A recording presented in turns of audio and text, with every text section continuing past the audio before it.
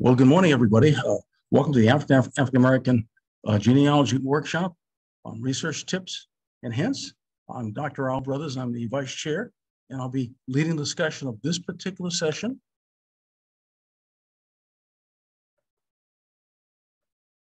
And it's one I find very, very interesting for me. Let's go back here.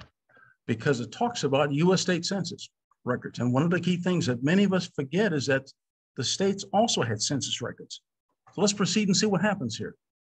Well, the key thing for us is that these census can be as important as the federal census records because they are an underutilized source in our genealogy, and they can serve as a substitute for some of the missing federal census, like the 1719, 1800, 1810, and the nefarious 1819 census. Again, that really impacted many of our veterans from the Civil War. And one of the key things about state census, many state census also ask different questions than the federal census. So again, giving you information that's not found anywhere else, even on the federal schedules.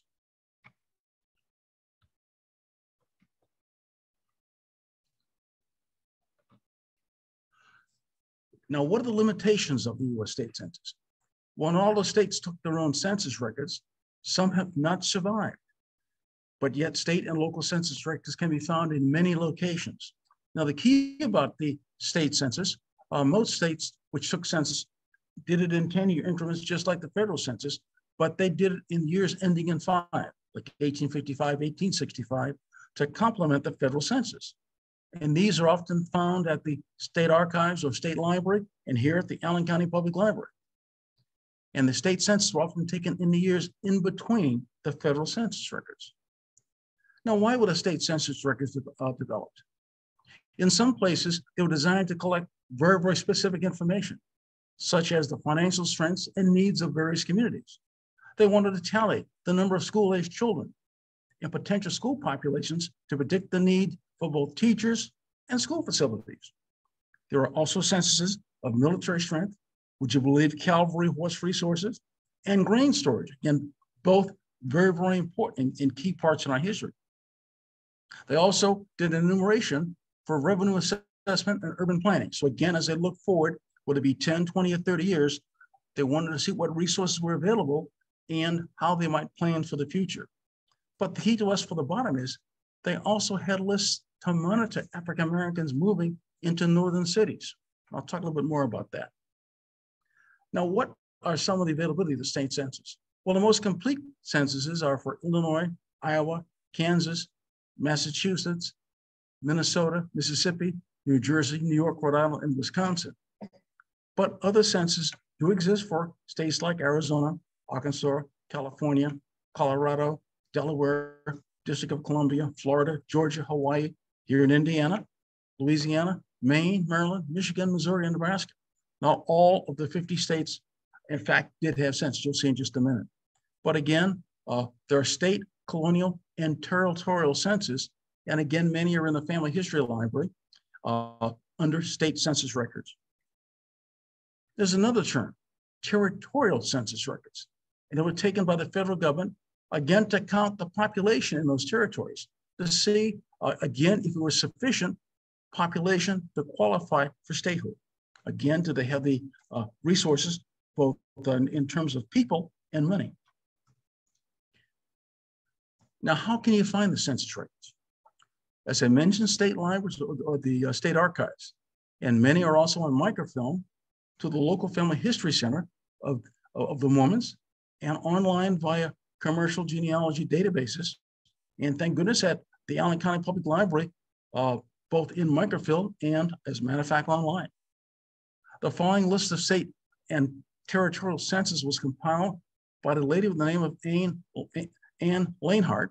It was entitled State Census Records, and there are 3 copies of the book available at the Allen County Public Library. Let me show you what is available, and I'll go through all the states. And again, you'll see the dates in which some of these were taken, and some were not taken on the year 5. But again, many were. Again, in some cases, there are no state census records known to exist. And there may only be one in the collection. As you take a look One of the latest ones was in 1945 in Florida. Sorry about that. Oh, there we go. Okay. Delaware only had one. The District of Columbia had three that are listed and available. Now, again, Florida went up to 1945. There are none for Idaho, but you can take a look at Iowa that did many state census. Kentucky, no records are known to exist. There was only one for Maine. But again, in Maryland, there were two early ones. My home state of Massachusetts is two. We'll talk a little bit about that in a minute. Michigan took them from 1837 to 1904. Minnesota, 1849 to 1905. Mississippi is an interesting one. They started in 1801 and went to 1866. Again, you have Montana, no records are known to exist. Nevada had three. New Hampshire, no state census records are known to exist. And again, they may have been taken, but they can't be found. New Mexico, the last was 1885. New York has a wealth of them, up to 1925. North Carolina only had one that we know of that exists. Ohio, no state records are known to exist, which is interesting. Oklahoma had two. Oregon had a whole slew of them. Again, trying to find out if they had a sufficient population to move from a territory to a state. Pennsylvania, no state census records are known to exist. Rhode Island went up to 1935. South Dakota, 1945. Tennessee, there's only one. Utah, only one. Vermont, no state census records are known to exist. The state of Washington, quite a few. West Virginia, again, no state census records are known to exist. Wisconsin and Wyoming do have a few. Now, this is just a sample format of a census record book. Again, remember, all of this information was recorded in the book. I want to specifically talk about Massachusetts. There are two, 1855 and 1865. And the database contains, in the 1855, was the census day was 1 May. And again, in many cases, it took longer than 1 day to complete a census, but these forms may include the following details for 1855.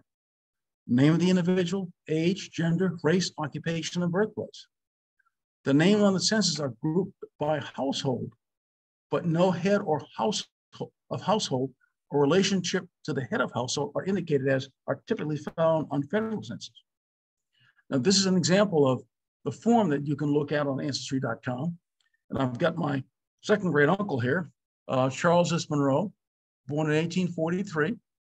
And again, this is the method he used to get into it from the state standpoint.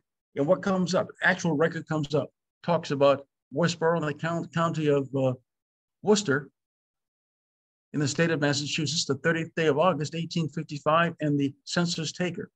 But again, you had the name, there's age groupings, profession, place of birth, and whether deaf, dumb, blind, insane, whatever, as far as that goes. Again, they're looking for very, very specific cases here. This is just an example. I want to show you the next one here. Down the bottom is Charles Monroe. But again, other Monroe family members there as well. So again, this is an example, again, age, sex, in many cases, race as well. Let's look at 65. There's a distinct difference between the two. But again, name, age, gender, race, occupation, birthplace, now marital status is listed. And this census day was 1 June. But again, no head of household, relationship to a head of household are indicated. I just happen to know who my great-great-grandfather's parents were. So again, I can figure it out pretty quick. But again, this is a little different. This was in Groton, Mass. So notice they had moved from one place to another in that 10-year period of time. And again, notice the heads of the respective tables, again, are very, very similar. Again, you end up having, again, name, again, how they were in fact interviewed, where, age, sex, marital status, place of birth, And again, whether they're married or not, profession, and the like. So again, this is an indication, and this shows May 1865. I wanted to point this out. The individual that I've highlighted there is my great-grandfather, Albert C. Monroe. But again, if you take a look, there are a whole other Monroes there listed as well. Alma Monroe, twins. It was Henrietta and Harrietta. So I'm not sure how mom and dad got that squared away. But it gives you some indication. He was 11 years old at the time. And again, showing a little bit bigger form here, I do want to show one of the key things here on my family. Stephen Monroe, my fourth great-grandfather, was white. So again, there were interracial marriages in that particular period of time, particularly in Massachusetts. But again, this one does have, he is the father, Mary Monroe, it's Mary Has Monroe, mother, all the way down, indicating the family members. But I want to show in the far right, when they talk about what's the occupation. Three of them, George, Charles, and Peter, were in the Civil War. They were soldiers and enlisted that way. So again, there's a vast amount of information that you can glean from something like this. Another one I want to highlight was, again, it's a very interesting record, and I'll show you why, is Mississippi, because the census collection is supposedly available from 1792 to 1866. And again, I'll show you how I might look for that.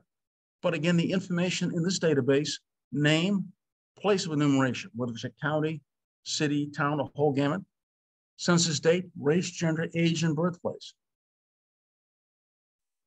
Most of the census only enumerate the heads of households by name. Other members of the household are counted in categories such as race, gender, age, and whether free or slave. This is in this particular census. Now, they did not collect census for every year in every county. So again, when you're looking for particular counties, you might have to take a look very, very closely and see what years your ancestors might be there. It does start in 1792, and you notice that, again, 1805 and 1808, for example, Jefferson was in both of them. 1816, 1818, 1830. So again, there are multiple census records taken, in some cases, year upon year upon year. Other areas, 1845, 1850, Hines. We'll talk a bit more about Hines. 1853, 1860, 1866. So these years had respective census data collected from those particular counties. Now, I mentioned Hines County. It was interesting. Again, when I looked at it online, I said, this is interesting. Well, let me find out. First, we got to find out where it is. Again, I had not heard of it. And the reason I had heard it, again, I'm just not that familiar with Mississippi. But you can see where it resides in the state. It is the largest population of any Mississippi county. And its county seats are Raymond and Jackson. Jackson's the state capital. Its population in 1850 was just a little over 25,000. In the 2010 census, it was a little over 245,000. The racial breakout is shown: 69% Black, 28% white, and 2.8% other. So again, it gives you an indication of what it looked like at two key periods of time. Now, this is talking about this particular census. And again, we'll talk a little bit about how it came up. But again, you see the name. And we'll talk about where people are born, the year they were born, which is interesting as far as that goes. But I want to contrast it with another one. When you talk about it, let's go back one. When you talk about it, I talk about this. It does not include any African Americans by name.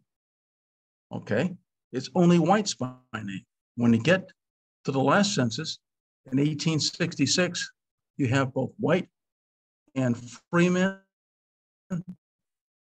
and free Negroes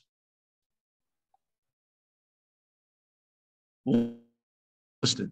So again, it gives you a chance in this time period to recognize after 1865, very, very critical. But again, I do want to point out that as you go through it, obviously there are no typewriters in that time frame. Notice sometimes the handwriting is as bad as mine today. So again, there were some fantastic people who did fantastic, handwriting, but many others did not. But it gives you some indication. Here's Montgomery County, Alabama. And again, I select this one because I'm a little bit more familiar with it. They have an Air Force base there, an Air Force Training Center there, the whole gamut. And my former roommate at pilot training, again, lived there but just moved. And he was Luftwaffe. He was in the Luftwaffe. But again, but retired here in the United States. Well, let's take a look at that's where my county, Montgomery County is listed. But the population was almost 30,000 in 1850, almost 40,000 in 1860. By 1870, it was almost 44,000, so it was growing. But the population estimates for 2020 and 2021, it's the 5th largest county by population. And its composition is 56, almost 57% Black, 32% white, almost 5% Hispanic, 3.47% Asian, and 3.13 other. The county seat is Montgomery. And it's also part of the metropolitan statistical area. So again, it gives you an idea of, if I were to do a plot of population density, you'll see that that's where the concentration is, or one of the highest concentrations are. Now I want to show you the heading for the 1855 Alabama census rate. Easy way to see this one. And again, it did it by age. White males under 21, white males over 21. Same thing for white females, total whites. The next two are interesting to me. Insane within each county and insane sent abroad. Now, I'm not sure what abroad means, out of the county, type thing, which is what I suspect it means, versus overseas. They talk about the total number of slaves, total free persons of color, and then total inhabitants. So that's what the column headings are. So again, this is an example, approved February 17th, 1854, the state census of Alabama for the year 1855. And those are all the, in this case, titles that I mentioned.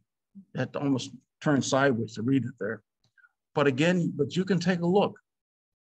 Again, as you take a look at the second one, Abercrombie, and again, you can recognize, again, you're going to have one under 21, one over 21, female under 21, 2 females over 20, total whites, total slaves, and total inhabitants on this particular line. So it gives you just a rough indication of what was there in 1855. Now, how does it compare differently to the 1866 census? Well, notice the very first topic here, white population. They actually split it up at this year. But again, you're going to have J.S. Howell, and again, males, number of males, females, number of females, and total in the township. So again, it gives you some indication. As I mentioned, the handwriting can be a problem. And one of the things we have to recognize is, again, you have Crenshaw down here. I recognize that pretty quickly, and Dandy, but that second one, I'm not sure what that last name is. But again, if I blew it up more, I'd probably be able to figure it out from that standpoint. But again, it talks about, again, here in Alabama, they have townships and ranges, which Massachusetts never had. In that sense, the term range. Again, townships are towns, but not range. So again, as you take a look, each one provides a little more information about the structure of that particular county. Now, here's the same 1866. Now, this was scheduled for the colored population, taken at the same time frame. And again, you can see, again, first off, you can see a carryover from the previous record. The summation of all the previous records are up here. So they talked about the summation from all the previous records was almost 88,400 males. Again, the same number of roughly in the same range females. So there was 16,700 people listed on the previous forms. And this was the carryover. So remember, they didn't have computers then, folks. So again, this is how they kept track of what was going on. But again, in this case, we now have our African-American ancestors by full name. So, you know, and again, talks about his family. Alfred Jones, for example, again, the age and the total number of males, total number of females, and then total population. So again, very, very similar in that situation. So as you go through, this is probably the first record you'll find that has a most accurate recording of your family at this point in time. Now, where are some of these resources available? Obviously, Ancestry.com is a neat one I'll show you. Family Search, MyHeritage. Those are the three ones that I typically look at. And what I'm going to do is I'm going to show you how to first use the Ancestry card catalog, show you how to use the Family Search Wiki, show you how to use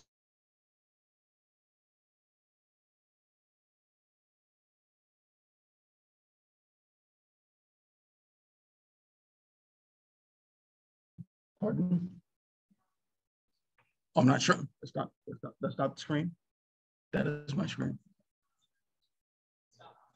Oh, okay. I'm sorry. Gotcha. Okay. Let me get back here and get squared away here. I apologize. Share screen. Here we go. Okay. And here we go. Thank you. There we go. I apologize. I thought I had it there. But again, this is obviously the first screen you see in Ancestry. Now, where would I find information relative to the census? Okay. Go to search. Go to card catalog. And put in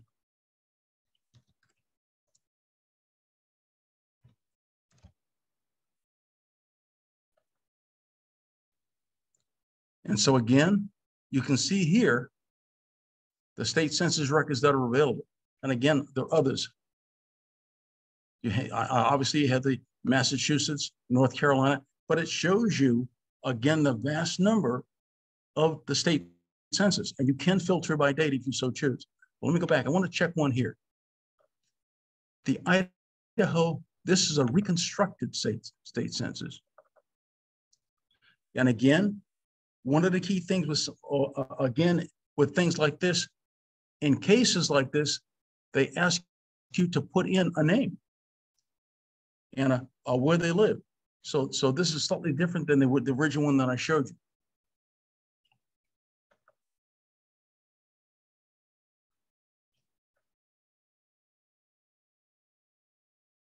But again, when you go to the Massachusetts State Census,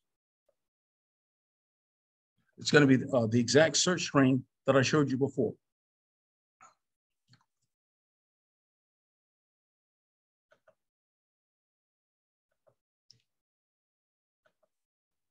Let me try one other here now.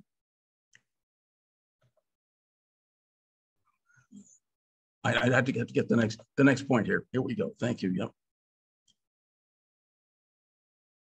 This is going to be Family Search.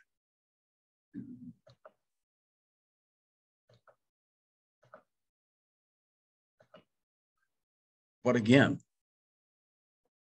now where would I find it? Okay. We're going to search. In this case, I want to show you the Research Wiki and show you how that differs than the card catalog. And what do I do in the Research Wiki?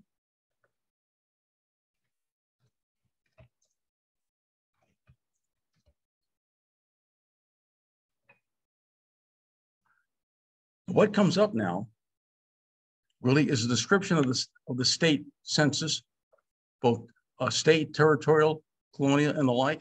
And let me show you Mississippi again.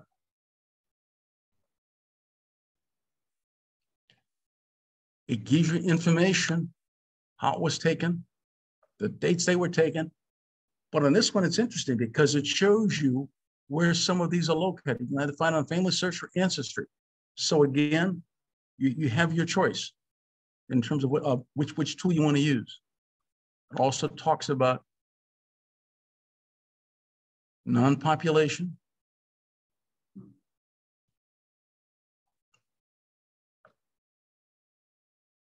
and again, select counties, head of household, So it really gives you a whole host of information relative to it.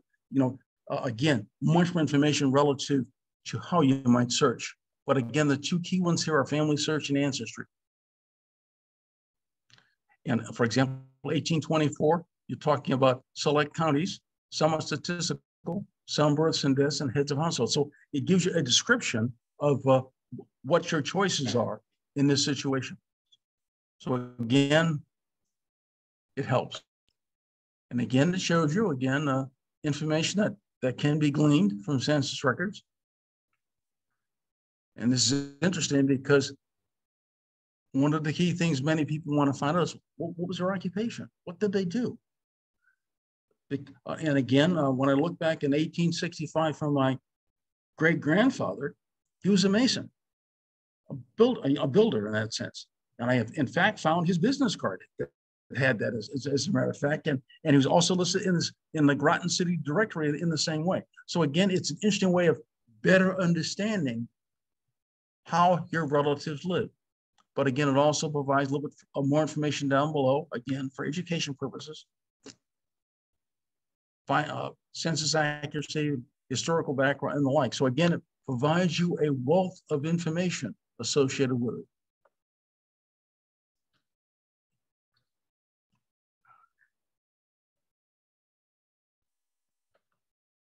And I want to show you the last one here.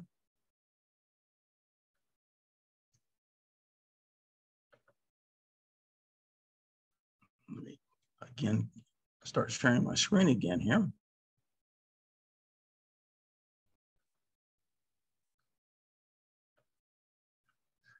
My heritage. And many people do not have a subscription to MyHeritage. It is a subscription service. It does have a DNA capability as well. But these are the three key players. Again, for us here in the US, there are others for other people overseas. Under this one, though, where do I go? Research, census records. Okay, but the key here is the right-hand side. In census and voter lists. And you notice down below, there are also other countries as well. But again, we're interested in US census records. As you expand it one more time, they're highlighting, in this case, the federal census. But notice here, again, for those who are looking for ancestors who were slaves in that time period, this is the United States Federal Census 1850 slave schedule. But now I go to show all.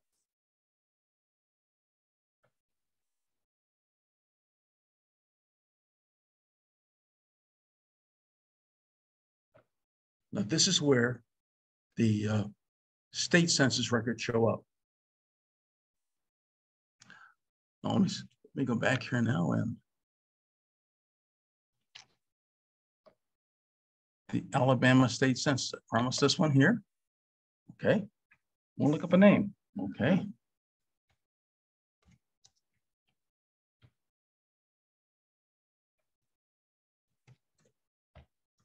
J.S. Howell. The year would be 1866. Place, Montgomery County.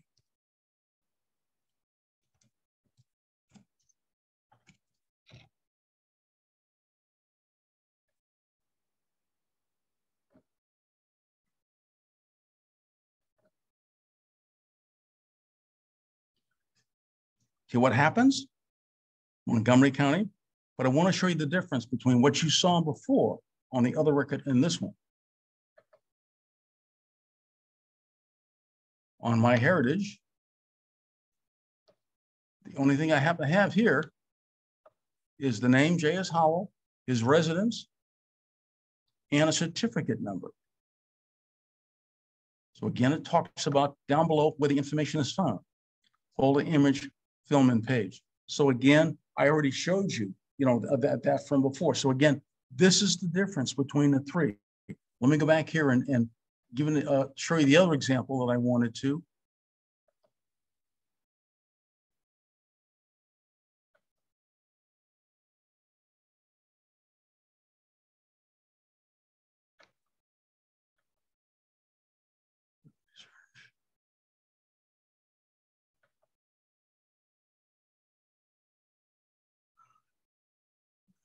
to here, go back to the same partner. So this, I don't use my heritage as much as I use the other two, but I found some interesting information in my heritage.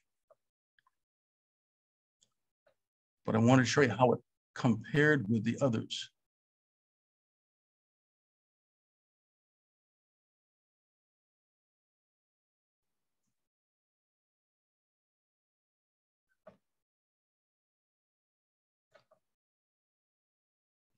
I'm going to take a look at the other gentleman. I picked his name because I like his first name.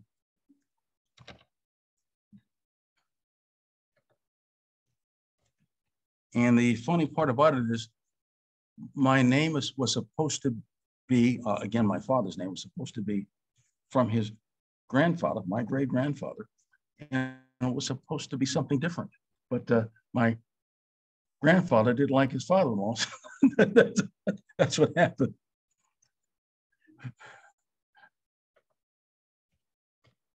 It was supposed to be Albert because that was his name. So it was close, but not.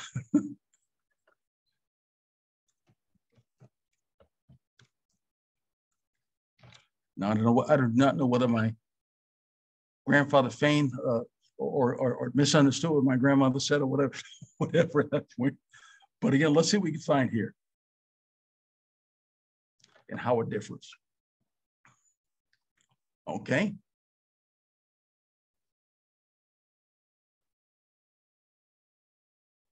Montgomery, a couple others here. Let's take a look at how this one differs from the other.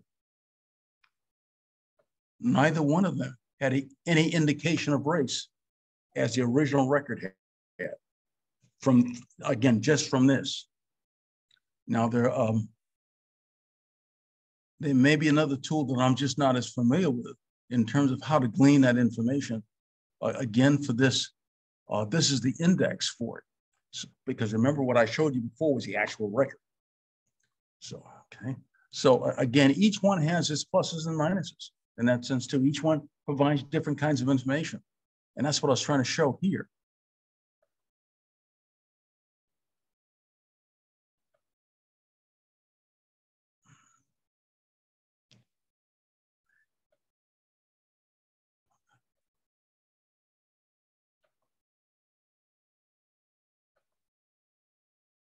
Go all the way down the bottom here.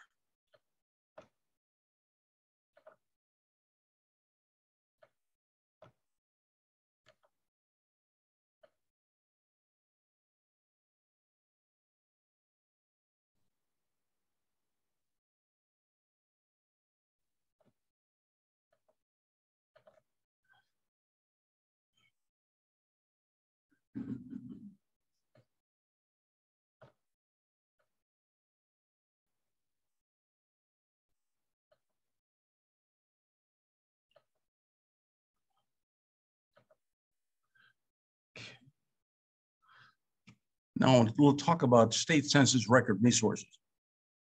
And again, this is a picture of the book that I talked about with the author Ann Smith Lanehart here in the Allen County Public Library with the respective number associated with it. Another one that shows up is Census Substitute and State Census Records, which provides substitute name lists for 50 states and state census for 38 states. And again, this is located in the Allen County Public Library, and it's in 5 volumes. And again, the Northeast states and U.S. territories, the Southeastern states, Volume 3, the North Central states, Volume 4, the South Central and Four Corner states, and Volume 5, Western and Pacific states, and a nationwide chapter. So each one, those 2 books are fantastic resources, but each one tackles the question from a different point of view.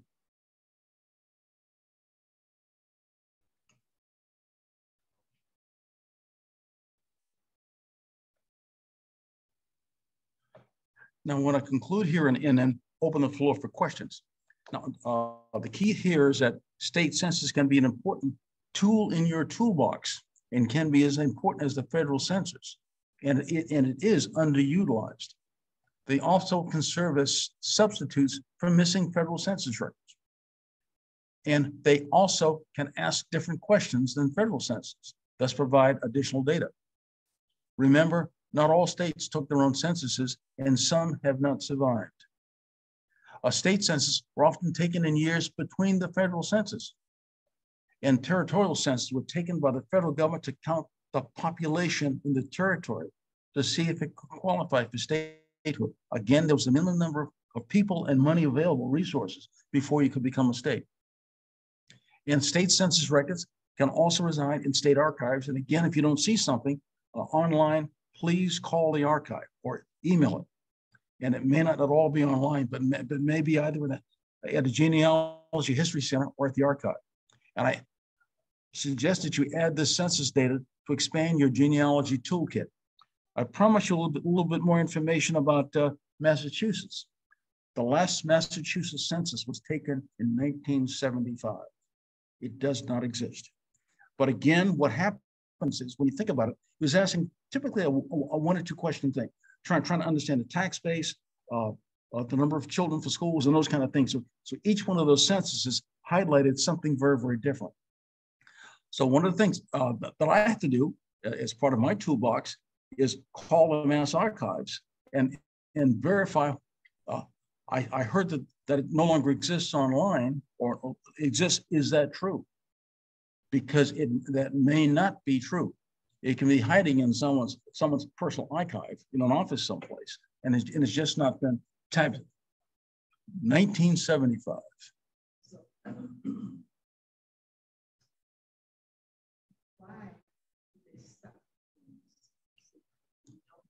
Okay, let me stop sharing and get this here so we can.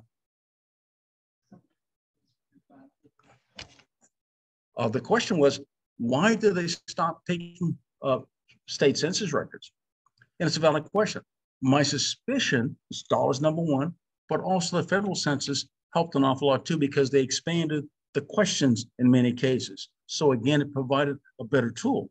Remember that they were looking to answer, matter of fact, even the federal census records were geared to ask very, very specific questions.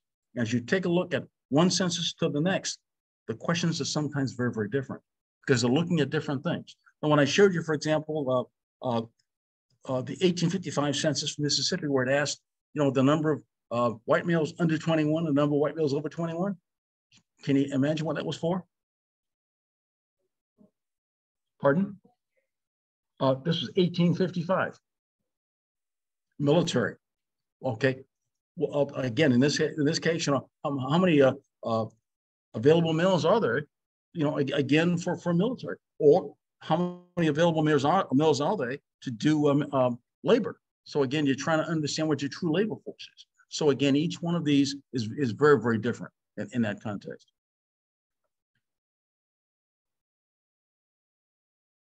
And I see the question here in MyHeritage, where do you find the information that gives you the index? I guess I showed it there originally. So again, it just ends up being that the index is right on under research. Let me see if I can pull it up again for you.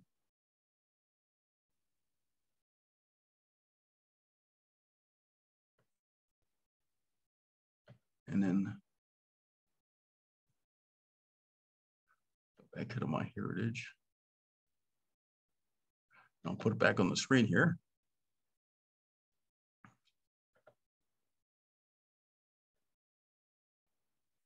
Okay, let me put this back on the screen again.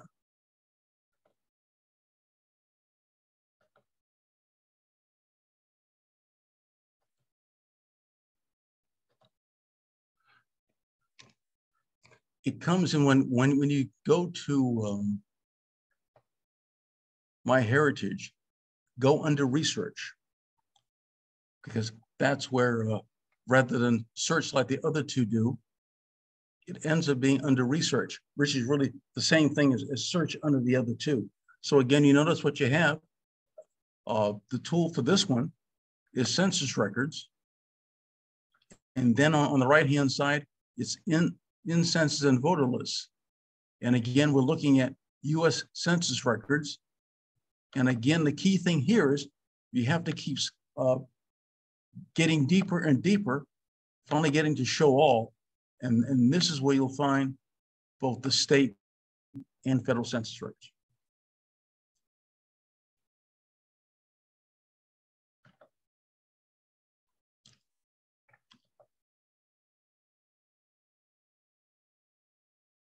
Are there any questions? I'm happy to answer as best I can. It's been an interesting journey for me, even as I went through some of them. I'd run across, obviously, the Massachusetts one during my own family genealogy in that sense. And it gave me some insights in terms of what was available. Most of my, obviously, many of my relatives came from Virginia all the way into Canada and then back down to the US. So again, I don't have as rich a Southern bit of information as others do in that context. But there is one side of my family that I'm researching, and it's my mother's side. And I finally found them to get more information on the research needed, because they were freed, obviously, during the Civil War time period and lived in DC. So again, I found information about them on a limited way. Again, I'll be looking more at the Freeman's Bureau records and the like.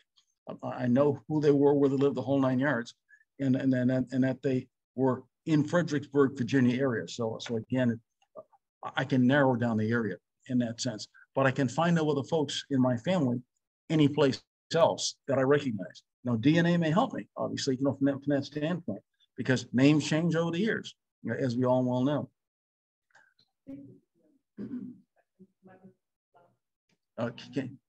Can you? One of the things that I think that people have with all the as far as years are concerned, is to look at land ownership, farming, as far as the state censuses are concerned, which could be into some other records. Okay, sure. And other records.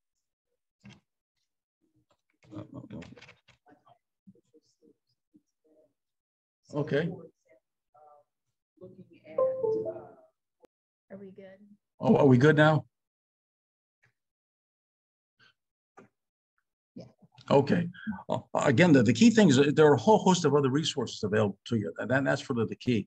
And again, one of the things I recommend is trying to make a list of potential resources. For example, when you take a look at agricultural lists associated with census records, agricultural lists associated with state records, because remember, the state taxed everybody, on their agriculture and labor and the like.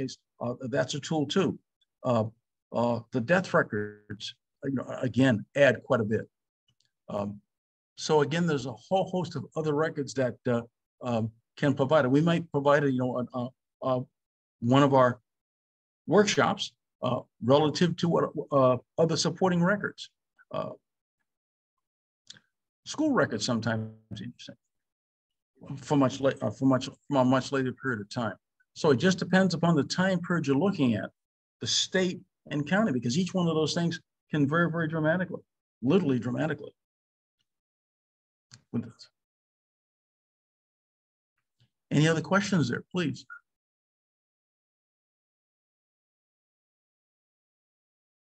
And again, on the handout, you'll see information on how to get a hold of me if you so choose, and the like, and the society itself. So again, we're here to help. We're here to be a resource. And I'm hoping at some point in time to have a workshop in which we can all do research and support each other in that research effort, both near and far. Again, because many things can be done online. So again, online research can provide a method, or the other option is providing you information on where to find it in terms of whether it's an archive, a library, or anything else. Can they hear me now? Not sure. They can't hear me. Okay. You want to come on? You want to go? Well, you can say, want to remind you that if they have suggestions for workshops or tips, training that they we can take it under consideration and schedule, and maybe something we forgot. Sure. Roberta mentioned that again, if you can think of topics or subjects that might lend themselves for a great workshop, please let us know. Again, there are only a couple of us, and again, brainstorming is a much larger effort as far as that goes in that context, because as you expand the number of people involved in that level of creativity, very interesting things occur, because we overlook so many things. As I mentioned, for example, I know very little about information west of the Mississippi. The reason I had relatives over there, type thing. And in that sense, I had no reason to research. I had reason and do research Canada. So again, there may be very, very interesting places that we collectively can research together and learn about together. The Dakotas, again, North and South Dakota is an example, you know, how it broke up, how it became 2 states, but also how it became the Dakota Territory. Well, you know, again, how a state expands and develops into a state is an interesting topic. One of the things I like to do when I go to a community, particularly a small community, is go to the local historical society or even the library and get information from the library. Again, I like the library because it's normally open to the society, may not be, about the community, because the libraries now have tremendous resources about their immediate communities. I was able to find out about, for a gentleman, about his grandfather who had died. He didn't know how he died or anything else. He died in a car crash with a train. He did not know that. But again, I went to the library in the online and asked them to help me. And they sent me, in this case, the newspaper article associated with it. So again, they are a tremendous resource. Or else he did not look at it, you know, in that sense, sure. And remember, not all newspapers are on newspapers.com by any stretch of the imagination. We have a tremendous amount of information available. See, I'll get a chat here. Let me see what else we got in the chat here. Yes, thank you. And I certainly want to thank you for joining with us. And again, any more questions, I'll be happy to, again, we have some fantastic folks in the room here who can help us.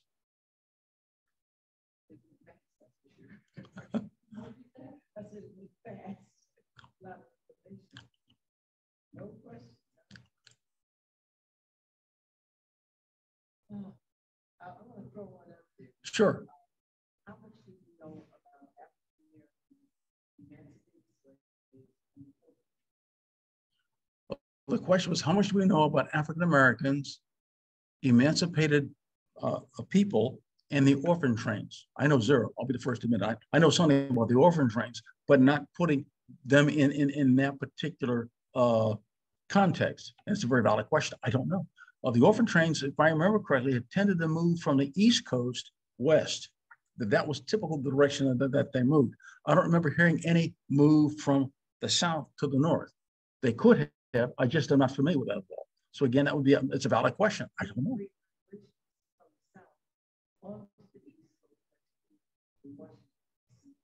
Yeah.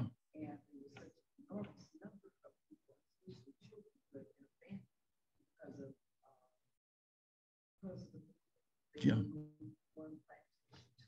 Sure. And they just venture out, following adults, you know, to be cared for.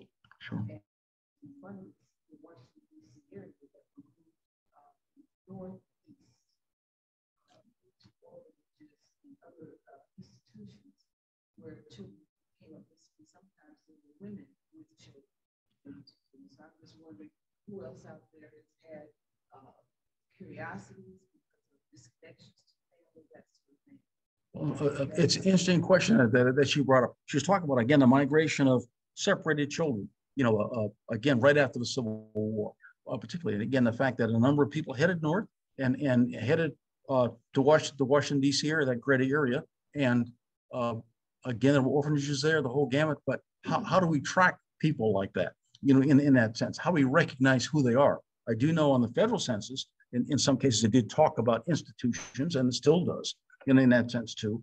And they did do an institutionalized, you know, census. You'll find those census records, but you've got to know where they are. The same thing with the hospitals. The hospital records are there too, but you also have to know where to find them. They're at the very back of the census as far as that goes. So again, the key is understanding the time frame. And this is why, to me, history is a key. Again, history and genealogy work hand in hand, literally, you know, from that standpoint. Because until you understand the history, it's a lot harder to understand the genealogy associated with it.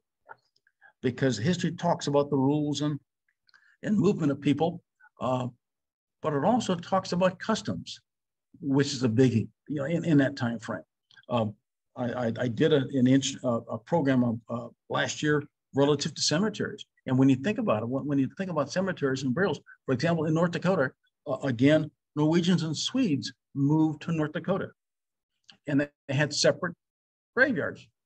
And the reason was, again, the population want to be buried with their relatives and ancestors.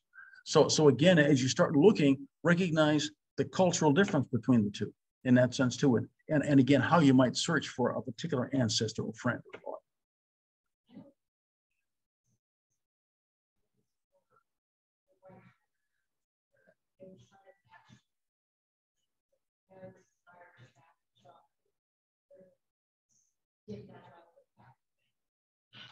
Okay, so what they were saying when the overtrained, particularly with white children moving east to west, again, they try to match people with their religion and other things like that. And in that sense, if they're Irish Catholic, for example, try to find someone again with that kind of background. So the young person could grow up in a very, very similar environments, what they were trying to do in that context. But many were dropped off at they were from station to station to station. I have done some reading, and this is one of the reasons why I brought it up, is because quite often when their children were abandoned in large groups in the Washington, D.C. area, those children were taken off to Johns Hopkins, where they had facilities to house these children. They were also available for studies on medical research. Mm-hmm. And unfortunately, a lot of those children became targets for the various types of medical research that they did at Johns Hopkins. And also some children were able to group together and make their way to New York. And when you have groups of children who are wondering and orphaned, obviously orphaned, then they too could be taken into custody and made available for labor adoption. Sure. And so and Gez, it says, please come on up here so she can hear you. Rather than my trying to repeat it here. Okay. Let me slide out of the way a little bit. Sure, come on up again.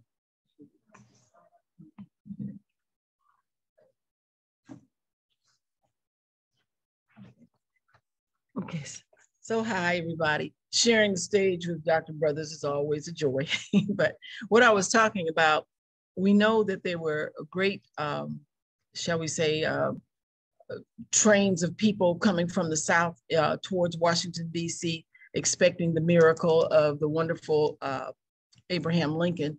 And they were all often just street camps where people were gathered together waiting to see what this freedom was going to be about. And there were numerous trains coming out of Washington, D.C., going north to various orphanages or facilities that were similar to orphanages.